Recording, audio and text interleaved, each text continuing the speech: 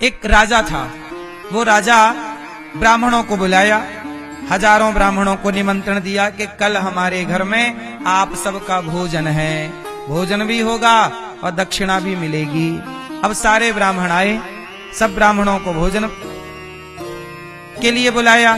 अच्छा, राजा जहां भोजन ब्राह्मणों का बनवा रहे थे वो खुले मैदान में भोजन बन रहा था। संयोग से क्या हुआ कि एक पक्षी सांप को लेके जा रहा था। सर्प को एक पक्षी अपनी चोंच में दबा के उड़ रहा था। संयोग से वो सांप उसकी चोंच से निकला और खीर बन रही थी नीचे। ब्राह्मणों के लिए क्या बन रही थी? खीर। वो जहरीला सांप वो खीर में जाके गिर गया।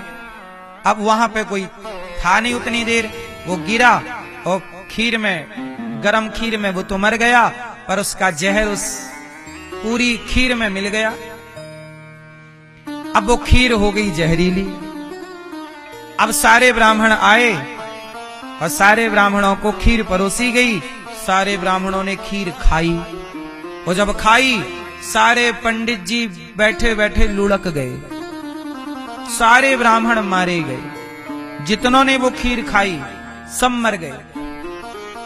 अब जब सब मरे तो ब्रह्म हत्या आई। ब्राह्मण को मारे ना तो पाप आया। ब्राह्मण को मारो तो क्या लगेगा? किसी को भी मारो तो पाप लगेगा। तो पाप आया, ब्रह्म हत्या आई। अब ब्रह्म हत्या ढूंढ रही है, मैं किसे लगूं, किसे लगूं। अच्छा, एक बात बताओ, वो ब्राह्मण जो मारे गए जहरीली खीर खाके, ये बताओ उसका पाप किसे लगना चाहिए? राजा को, भंडारी को, के उड़ते हुए पक्षी को, के सांप को? बोलो।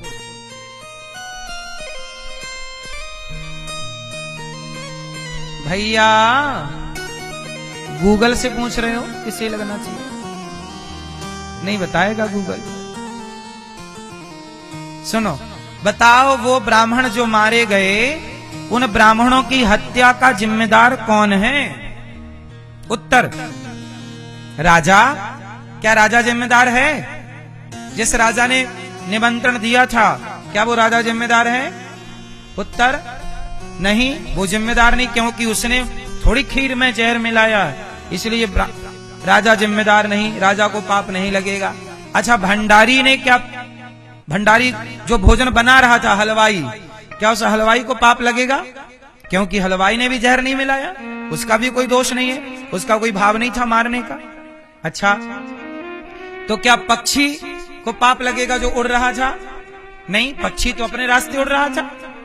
पक्षी का क्या कसूर के नीचे खीर पक रही है? पक्षी को भी पाप नहीं लगेगा।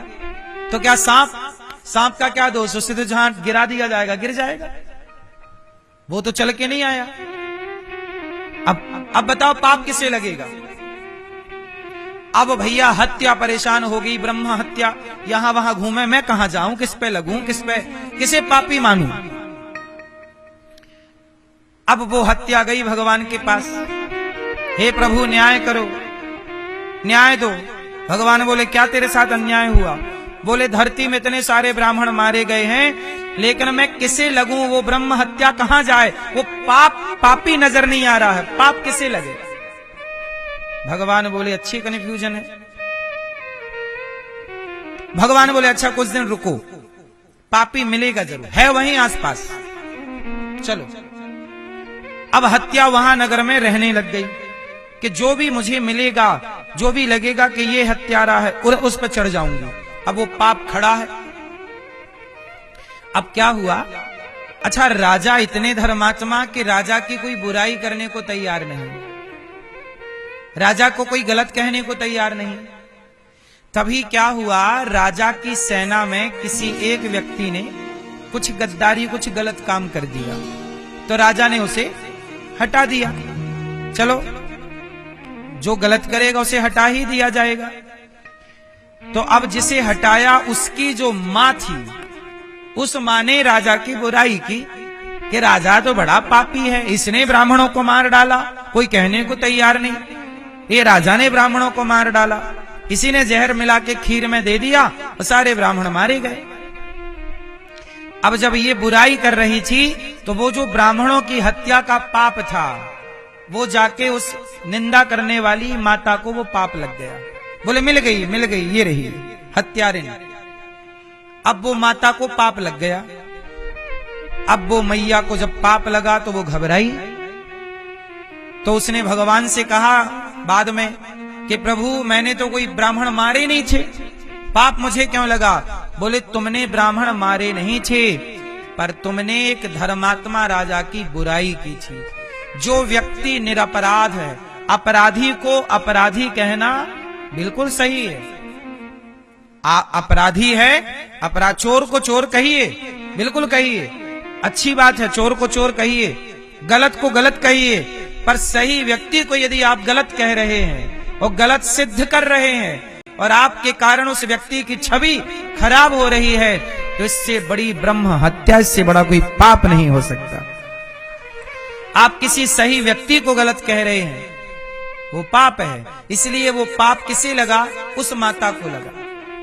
इसलिए कहता हूं कि जो आप लोग एक एक घंटे मैया चुगली करती हो, बुराई करती हो, निंदा करती हो या करते हो, आपको क्या लगता है आप पुण्य कर रहे हैं? आप फ्री का, फोकट का पाप ले रहे हैं। जिसके बारे में आप बात कर रहे हैं आपका उससे कोई लेना देना नहीं, लेकिन निंदा करके, बुराई करके आप उसका पाप अपने सिर पर ले रहे। इसलिए कहता हूं, संत जन कहते हैं किसी की निंदा नहीं करनी चाहिए। किसी की निंदा भी पाप है। कितने लोग मानते हैं कि निंदा पाप है, तो काहे करते हो? जानते हो ना? फिर पड़ोसन की बुराई, उसकी बुराई, उसकी बुराई। बच्चों, भीष्म पितामह बाणों की सैया पर लेटे हैं।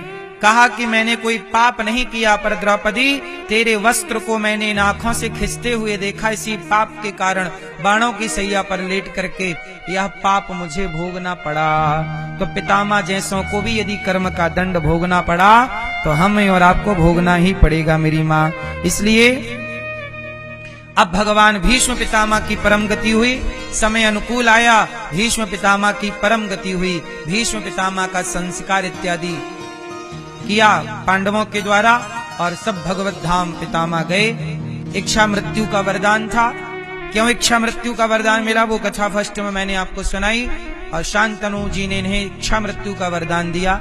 आज भीष्म पितामह परम धाम भगवत धाम चले गए और अपने पूर्व जन्म के शाप से, जो द्यौ नाम के वसु थे, उस शाप से वह मुक्त हो गए। भगवत धाम गमन किया उन्होंने।